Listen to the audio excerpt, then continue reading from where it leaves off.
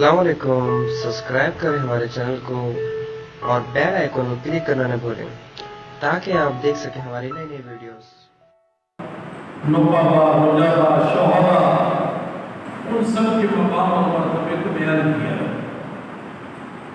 اور یہ آیت مقدسہ کا ایک حصہ میں نے تلاوت کرنے کا شرف حاصل کیا، جس میں اللہ سبحانہ و تعالیٰ عز و جل فرماتا ہے انما یخشی اللہ من عبادہ العلماء، بے شک جو اللہ سے ڈرنے والے ہیں وہ اللہ کے بندوں میں اہل علم میں سے ہیں۔ یعنی سارے بندوں کی بھی بات کی گئی، مگر امتیاز اور ایک خط فاصل اللہ نے لگا دی کہ میرے سارے بندے ہیں، لیکن یاد رکھو کہ مجھ سے ڈرنے والوں میں علماء زیادہ ہیں۔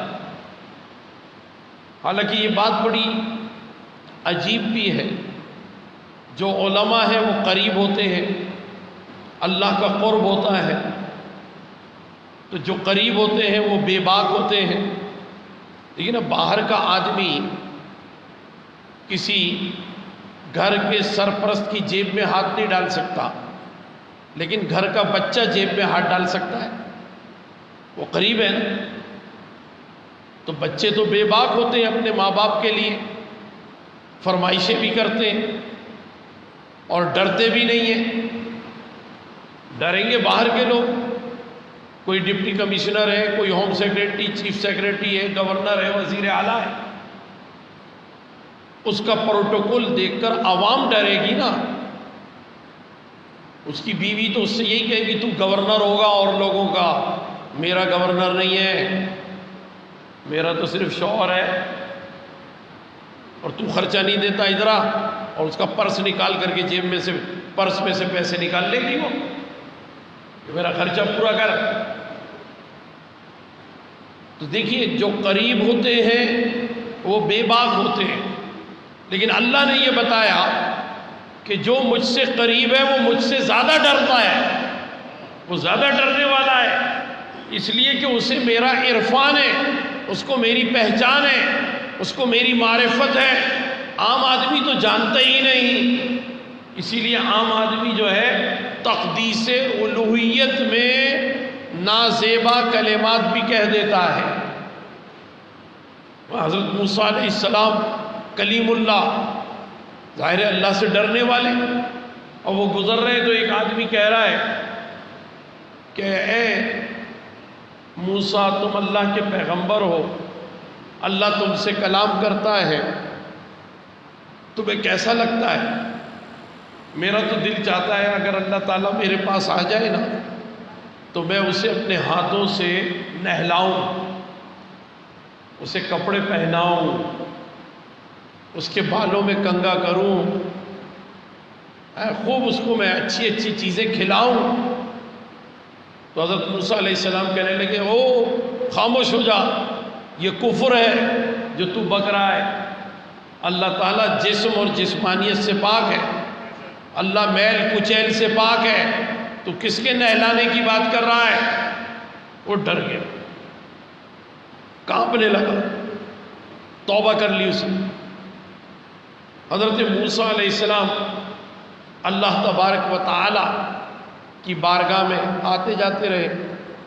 ایک دن اللہ سبحانہ و تعالی عز و جل نے فرمایا موسیٰ تم نے میرے ایک بندے کو جو ہے ایسا ڈرا دیا، اب وہ باتیں نہیں کرتا مجھ سے جو پہلے کرتا تھا، اور مجھے اس کی باتوں میں مزہ آتا تھا، وہ مجھے نہلانے کی بات کرتا تھا، وہ میری داڑھی میں کنگا کرنے کی بات کرتا تھا، تم نے کیا کر دیا اس کے ساتھ؟ تو دیکھیے اب تھوڑا سا جو قرب اس بندے کو حضرت موسیٰ نے اپنی نبوت کے فیض سے دیا تو وہ ڈر گیا۔ جب تک وہ ڈرا نہیں تھا تو بے باکی سے بولتا تھا اللہ آ جا میرے پاس، میں تجھے کپڑے پہناؤں گا، تو وہ بات اور ہے۔ تو اللہ تبارک و تعالیٰ فرماتا ہے کہ میرے بندوں میں جو علم والے ہیں، جو علماء ہیں، وہ مجھ سے ڈرتے ہیں، کیونکہ انہیں میری معرفت حاصل ہے، میرا عرفان حاصل ہے، اور جیسے جیسے یہ عرفان نصیب ہوتا رہتا ہے اتنے ہی وہ ڈرنے والے ہوتے ہیں۔ تو علماء میں یہ بات یاد رکھیے کہ مختلف زمانوں میں ایسے ایسے علماء رہے ہیں کہ جنہوں نے دین کی بڑی خدمت کی ہے، اور پیارے آقا علیہ السلام نے ارشاد فرمایا کہ طلب العلم فریضۃ علی کل مسلم و مسلمہ، علم کا حاصل کرنا ہر مسلمان مرد اور عورت پہ فرض ہے، مگر ہر ایک کے لیے فرض عین نہیں ہے، بعض کے لیے فرض کفایہ بھی ہے۔ اور جو علماء ہوتے ہیں وہ دین کا مکمل علم حاصل کرتے ہیں، کیونکہ علماء کے علم حاصل کر لینے سے جو عوام ہوتے ہیں ان کو وہ علم عالم کا ہی علم کفایت کر جاتا ہے، تو ان کے لیے یہ فائدہ ہوتا ہے۔ اب ہر کوئی طلاق کے مسائل نہیں جانتا، ہر کوئی نکاح کے مسائل نہیں جانتا، عالم کے پاس آتے ہیں کہ بھئی آپ بتائیے کہ یہ مسئلہ کیسے ہے، تو عالم بتا دیتا ہے۔ لیکن فرض عین وہ علم ہے، جیسے آپ کی نماز آپ نے ادا کرنی ہے تو آپ کو پورا علم ہونا چاہیے، نیت کیسے کرنی ہے، ہاتھ کیسے باندھنا ہے، رکوع کیسے کرنا ہے، تلاوت کیسے کرنی ہے، سجدہ کیسے کرنا ہے، یہ آپ کے لیے بھی فرض ہے۔ اس کو کہتے ہیں فرض عین، یعنی جو سب کے لیے فرض ہو وہ علم۔ حضور علیہ السلام نے فرمایا کہ اطلب العلم ولو کان بالصین، علم حاصل کرو اگرچہ چین تک جانا پڑ جائے۔ یہ کیا ہے؟ یہ فرض کفایہ ہے، مطلب جس کے پاس وقت ہے وہ جائے گا چین تک، جس کے پاس سفر کے اخراجات ہیں وہ جائے گا چین تک، سب کے لیے لازم نہیں ہے، اسی لیے یہ بات فرمائی۔ لیکن یہ جو زندگی گزارنے کا علم ہے وہ فرض عین ہے، وہ سب کے لیے ہے۔ فرمایا کہ تم علم حاصل کرو، اطلب العلم من المہدی الی اللحد، آغوش مادر سے لے کر آغوش قبر تک علم حاصل کرو، کیونکہ ہمیں معلوم ہونا چاہیے کہ ہم بچپن میں کیا کریں، لڑکپن میں کیا، جوانی میں کیا، بڑھاپے میں کیا، اور پھر جب مرنے کے قریب ہو گئے تو کیا۔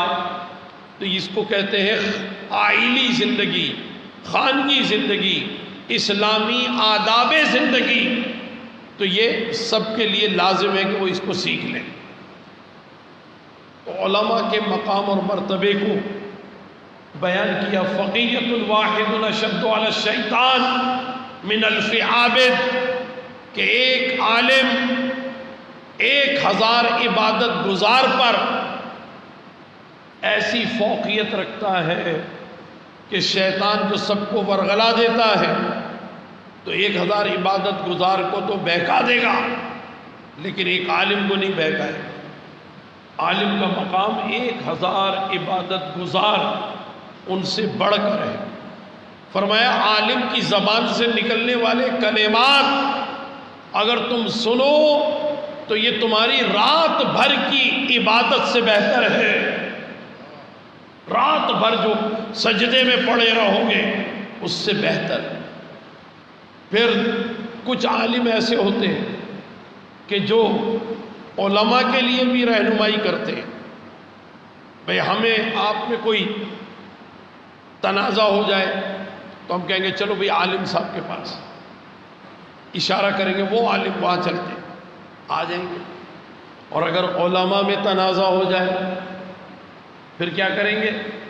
پھر اشارہ کریں گے چلو فلاں کے پاس، کیونکہ وہ سارے علماء کی بھی رہنمائی کرتا ہے۔ تو عوام جس عالم کے پاس آ جائیں اسے صرف عالم کہتے ہیں، اور علماء جس عالم کے پاس چلے جائیں اس کو مجدد کہتے ہیں۔ تو حضور نے فرمایا ان اللہ تعالی یبعث لہذہ الامہ علی راس کل مئۃ سنہ من یجدد لہا دینہا، بے شک ہر صدی کے سرے پر اللہ تعالیٰ ایک مرد جلیل کو پیدا کرے گا جو دین کی تجدید کرے گا اور دین کو زندہ کرے گا۔ تو اس اعتبار سے یہ جو دین کی تجدید کا کام ہے نا، بڑا اہم کام ہوتا ہے۔ یاد رکھیے، عورت عالم بھی ہو سکتی ہے، عورت مفتی بھی ہو سکتی ہے، عورت معلمہ بھی ہو سکتی ہے، عورت مبلغہ بھی ہو سکتی ہے، مگر عورت نبی نہیں ہو سکتی اور مجدد نہیں ہو سکتی۔ تو مجدد کا مقام و مرتبہ بلند ہے، کار نبوت کے حوالے سے فیض ہے، مجدد کو ملتا ہے۔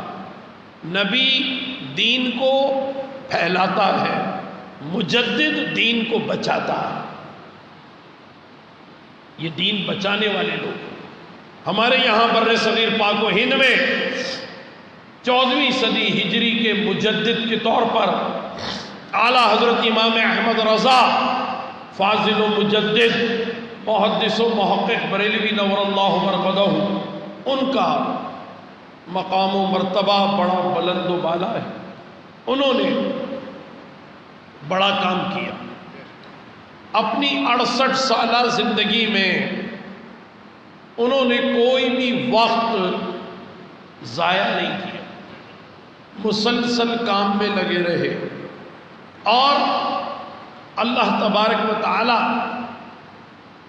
وہ جب کسی کا انتخاب فرما لے کہ دین کو اس کے ذریعے سے زندہ کرنا ہے تو اس کے اندر وہ ساری خوبیاں عطا فرما دیتا ہے۔ دین میں بگاڑ کی جو وجہ ہوتی ہے مجدد کو وجہ بھی معلوم ہوتی ہے اور مجدد کو اس کا علاج بھی معلوم ہوتا ہے۔ تو مجدد جو ہے طبی اعتبار سے فزیشین بھی ہوتا ہے اور سرجن بھی ہوتا ہے۔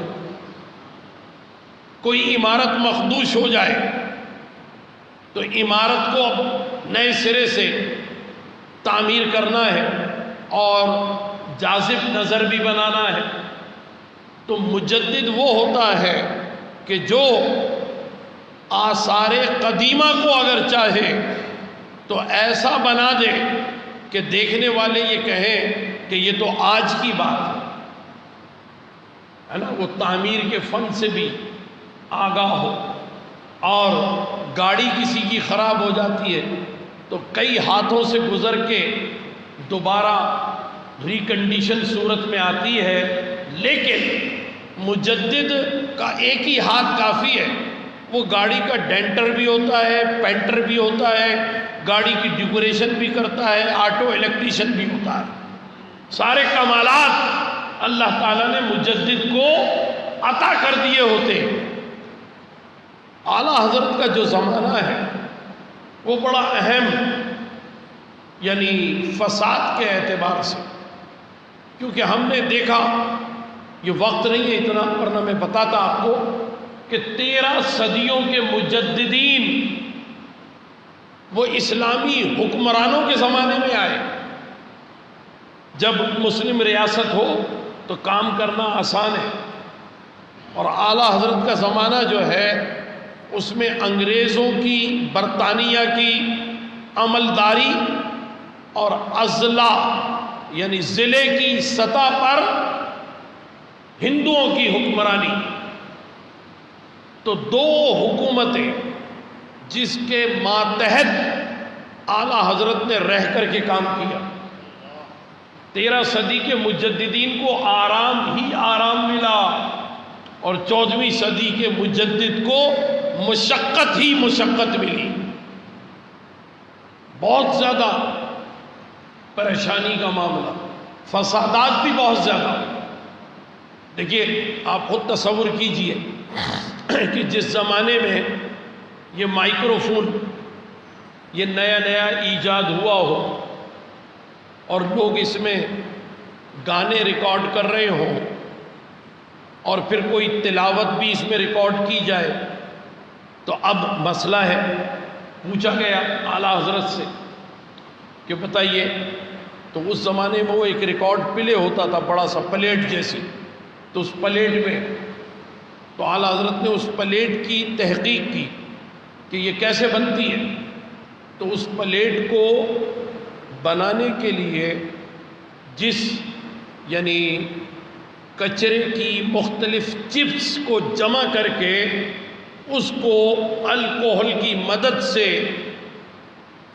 تشکیل دیا جاتا تھا۔ تو جب اعلیٰ حضرت کو پتہ چلا الکوہل کا استعمال ہے، تو آپ نے فرمایا اس گرامو فون میں تلاوت قرآن کو ریکارڈ نہیں کیا جائے گا اور نعت شریف بھی ریکارڈ نہیں کی جائے گی، اور ایک کتاب لکھی اس کے اوپر باقاعدہ طور پہ کہ حکم فونوگرام کیا ہے۔ علم صوتیات کے حوالے سے اس کتاب کی بڑی اہمیت ہے، الکشف الشافیہ فی حکم فونو جرافیہ، یہ اعلیٰ حضرت کی کتاب ہے، اس کا انگریزی ترجمہ ہو چکا ہے، اور اس کے انگریزی ترجمے سے امریکہ میں ناسا جو ایک ادارہ ہے، خلائی ادارہ جو خلا کے اندر مختلف سیاروں کو بھیجتے ہیں، تو وہ خلائی راکٹ بنانے والے ناسا ادارے نے اس کو رکھا ہوا ہے، اس کی زور پر وہ اپنے بہت سارے ایجادات کے مرحلے طے کرتے ہیں، ان کو کنسیپٹ ملا ہے اعلیٰ حضرت سے، اعلیٰ حضرت نے نظریہ دیا ہے، تو اس طرح اعلیٰ حضرت نے بڑے اہم کام کیے۔ اسی زمانے میں پروفیسر ایلبرٹ پورٹا ایک امریکی سائنسدان، اس نے کہا کہ جناب 30 ستمبر 1919 کو یہ دنیا ختم ہو جائے گی، اس لیے کہ ہمارے سولر سسٹم کے ستارے وہ سب ایک ہی لائن میں آ جائیں گے، اور ایک ہی خط مستقیم پر جب آ جائیں گے تو کسی کی رفتار ہلکی ہے، کسی کی رفتار تیز ہے، تو جو تیز چلے گا وہ آگے ہلکا جانے والے سے ٹکرا جائے گا۔ آپ دیکھیں نا، اگر ایک گاڑی جو ہے وہ 40 کی اسپیڈ پہ چل رہی ہے اور آپ پیچھے سے 70 کی اسپیڈ پہ آ رہے ہیں، تو لازماً آپ اس سے ٹکرا جائیں گے گاڑی سے، کیونکہ ستارے جو ہیں ان کے لیے کوئی ایسا خط نہیں ہے کہ جس پر یہ یعنی اوورٹیک کر کے گزر جائیں، ستاروں کی اوورٹیکنگ نہیں ہوتی، بس ایک ہی طرف چلتے چلے جا رہے ہیں، تو ابھی وہ دائرے کی صورت میں سولر سسٹم میں ہمارے نظام شمسی میں اس میں ٹکرانے کا امکان نہیں ہے، کیونکہ سب کے دائرے الگ الگ ہیں، اور جب ایک ہی خط مستقیم پر آ جائیں گے تو ٹکرا جائیں گے۔ تو اس پروفیسر ایلبرٹ پورٹا نے کہا کہ دنیا ختم ہو جائے گی، ستارے ٹکرائیں گے، زمین پہ گریں گے، زمین ختم۔ پھر وہ کہتا ہے کہ جو قیامت ہے نا، وہ قیامت یہی ہے، 30 ستمبر 1919 کو آئے گی۔ 1919 ابھی آنے والا ہے، کیا کہتے ہیں 1919 گزر گیا یا آنے والا ہے؟ گزر گیا نا، تو قیامت تو نہیں آئی۔ اس نے یہ بات بہت پہلے کہی، اس وقت اتنی تیز خبریں نہیں تھیں، آہستہ آہستہ ہندوستان میں بھی خبر آ گئی ہے نا، کالج اور یونیورسٹی میں آ گئی، پروفیسر صاحبان گفتگو کرنے لگے، پھر اس کے بعد ہوٹلوں پہ بھی آ گئی، لوگ بیٹھے ہوئے ہیں باتیں کر رہے ہیں، تو کوئی کہہ رہا ہے یار اذان ہو رہی ہے، جلدی سے مسجد چلو یار، 30 ستمبر کو تو قیامت آئی جائے گی، چند مہینے باقی ہے، چلو توبہ تلا کر لو بھائی، اللہ کی بارگاہ میں سجدے کر لو، قیامت آنے والی ہے، پھر تو حساب و کتاب دینا ہے۔ تو لوگ سیدھے ہو گئے، مسجدیں بھر گئیں، امام اور مؤذن بھی بات کرنے لگے امام صاحب تقریر کر رہے ہیں جمعے میں، لوگوں تیاری پکڑو، ستمبر آنے والا ہے اور قیامت بھی ساتھ میں آنے والی ہے۔ اچھا، کوئی جواب دینے والا نہیں اس کا، ہر طرف یہی بات ہونے لگی۔ لاہور میں اورینٹل کالج کے ایک پروفیسر سید حاکم علی رحمت اللہ تعالی علیہ، آل رسول اور سید صادق اور اعلیٰ حضرت کے مرید، تو انہوں نے بریلی شریف خط لکھا کہ حضور اس وقت پوری دنیا میں ایک بحث چل رہی ہے کہ 30 ستمبر کو یہ دنیا ختم ہو جائے گی، آپ کیا کہتے ہیں؟ تو اعلیٰ حضرت نے 200 صفحے کی ایک کتاب لکھی سوال کے جواب میں، فوز مبین در رد حرکت زمین، اور وہ حاکم علی صاحب کو بھجوا دی۔ پھر تسلی نہیں ہوئی تو پھر ایک اور کتاب لکھی الکلمۃ الملہمہ، 64 صفحے کا رسالہ، وہ بھی پروفیسر صاحب کو بھجوا دیا۔ پھر تسلی نہیں ہوئی تو پھر معین مبین کے نام سے ایک تیسرا رسالہ لکھا، وہ بھجوا دیا، اور اس میں انہوں نے یہ بات کہی کہ ایسا بالکل نہیں ہوگا، یہ جو امریکی سائنسدان کہہ رہا ہے غلط کہہ رہا ہے۔ پھر مسجد بی بی جی بریلی کے ممبر پر جمعے کے دن آ کر خطاب کیا، اور خطاب میں یہ بات فرمائی کہ اے ہندوستان کے رہنے والوں، تم کو کیا ہو گیا؟ تم ستمبر کی 30 تاریخ کو کون سی قیامت کے انتظار میں بیٹھے ہو؟ امریکہ کا ایک سائنسدان جو کہ منجم ہے، آسٹرونومی کا ماہر ہے، آسٹرولوجی کا ماہر ہے، علم فلکیات جانتا ہے، وہ اگر تمہیں خبر دے رہا ہے کہ 30 ستمبر کو یہ دنیا ختم ہو جائے گی، تو تمہیں قیامت کی خبریں کیا اللہ کے محبوب نے نہیں دی تھی؟ کیا مدینے والے آقا نے خبر نہیں دی تھی؟ تم اس مخبر کاذب کی بات پر یقین کرتے ہو اور مخبر صادق کی بات بھول گئے، جنہوں نے کہا تھا قیامت نہیں آئے گی جب تک امام مہدی نہ آ جائے، قیامت نہیں آئے گی جب تک حضرت عیسیٰ علیہ السلام نہ آ جائے، قیامت نہیں آئے گی جب تک کہ دجال کا خروج نہ ہو جائے، قیامت نہیں آئے گی جب تک یاجوج ماجوج نہ آ جائے۔ کیا یہ سب آ گئے؟ اللہ اکبر! ایسا لگا پورے ہندوستان کے لوگ، کروڑوں افراد سو رہے تھے، کسی نے سوتے میں جگا دیا۔ دیکھیے آپ، کسی نے جواب نہیں دیا۔ مدارس اور بھی تھے، مسجدیں اور بھی تھیں، لیکن بریلی کی مسجد سے آواز اٹھی، اور بریلی کے ایک بوریے پر بیٹھنے والا قلم کار، اس نے اپنے قلم سے لکھا، اور پھر تقریر کرتے کرتے جوش جذبات میں، ہوتا ہے نا تقریر میں آدمی کو جوش بھی آ جاتا ہے، تو تقریر کرتے کرتے جوش جذبات میں اعلیٰ حضرت نے یہ کہا کہ لکھ لو، ابھی 500 برس تک قیامت نہیں آئے گی، اور فرمایا یہ 1919، فرمایا 2019 بھی گزر جائے گا، قیامت نہیں آئے گی۔ 2019 گزر گیا نا۔ امریکی سائنسدان کے مطابق تو قیامت کو آئے ہوئے 101 سال ہو جانے چاہیے، اور اعلیٰ حضرت کے بتائے ہوئے پر دیکھ لیجئے، وہ فرمایا 2019 بھی گزر جائے گا۔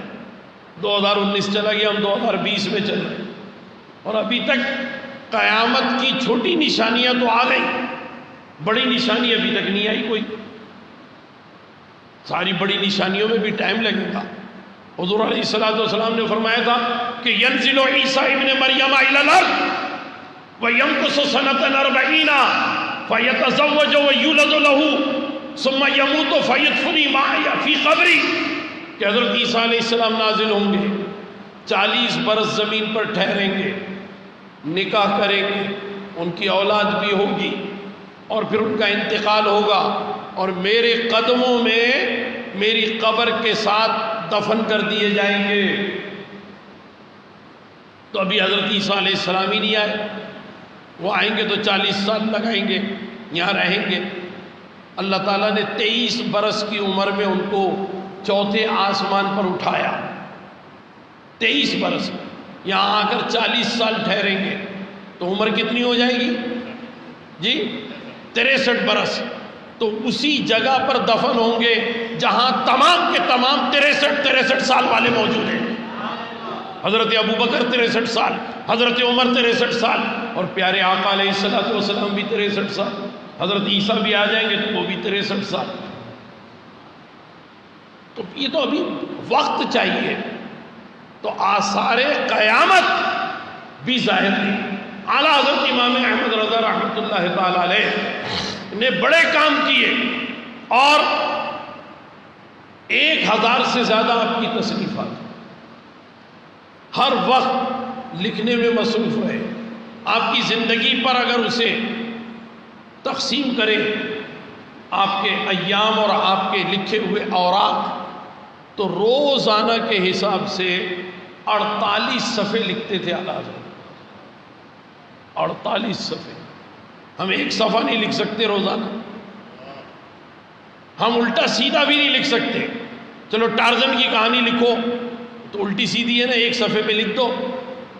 وہ قرآن اور حدیث کو لکھتے تھے جس میں احتیاط کی ضرورت ہے، الٹی سیدھی چیزیں نہیں لکھنی ہیں، تو 48 صفحے روزانہ لکھتے تھے۔ اور وقت کی کیفیت اللہ اکبر، کہ ایسا لگتا تھا کہ جیسے وقت ان کے پاس آ کر ٹھہر جاتا تھا۔ صدر الشریعہ مولانا امجد علی صاحب رحمۃ اللہ تعالی علیہ، انہوں نے زندگی کے آخری سالوں میں کہا، آخری سالوں کہ حضور آپ نے اتنا کام کر لیا، ابھی کچھ لوگ نئے نئے ترجمے قرآن مجید کے آ رہے ہیں، تو ایک ترجمہ آپ بھی کر دیجئے۔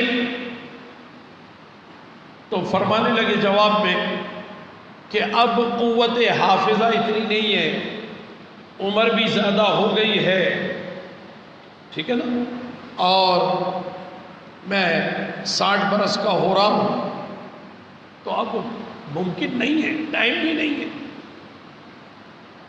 تو انہوں نے کہا کہ ایسا کرتے ہیں کہ عشاء کے بعد آپ 1 گھنٹہ دے دیجئے، میں تلاوت کروں گا، آپ اس کا ترجمہ ڈکٹیٹ کرا دیں، املا کرا دیں۔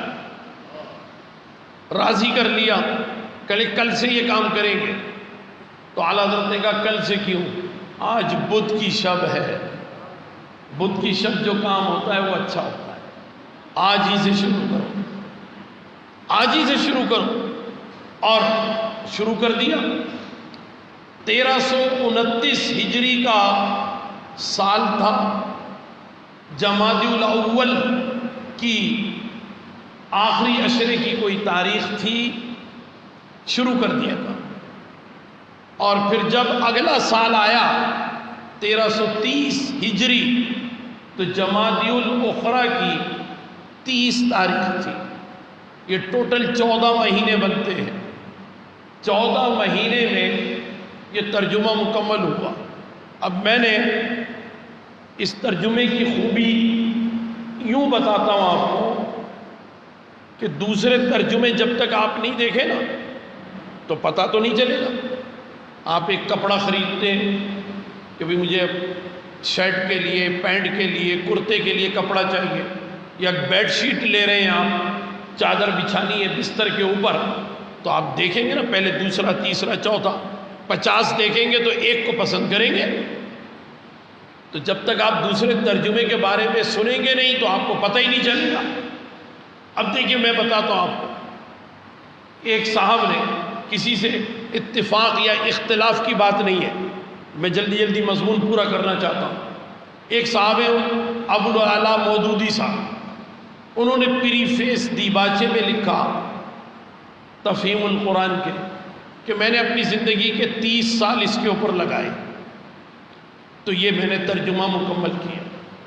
امین احسن اصلاحی تفسیر تدبر القرآن والے، انہوں نے کہا میں نے اپنی زندگی کے 50 سال لگائے اس کے اوپر، یہ ترجمہ کیا۔ سر سید احمد خان علی گڑھی نے بھی ترجمہ کیا تھا، انہوں نے اپنی زندگی کے 25 سال لگائے ترجمے کے اوپر۔ محمود الحسن دیوبندی صاحب نے ترجمہ کیا، انہوں نے اپنی زندگی کے 25 سال لگائے اس پر۔ اشرف علی تھانوی نے ترجمہ کیا، انہوں نے اپنی زندگی کے 10 سال اس پر لگا دی۔ عبد الماجد دریابادی نے ترجمہ کیا، انہوں نے اپنی زندگی کے 30 سال اس کے اوپر لگائے، ٹھیک ہے۔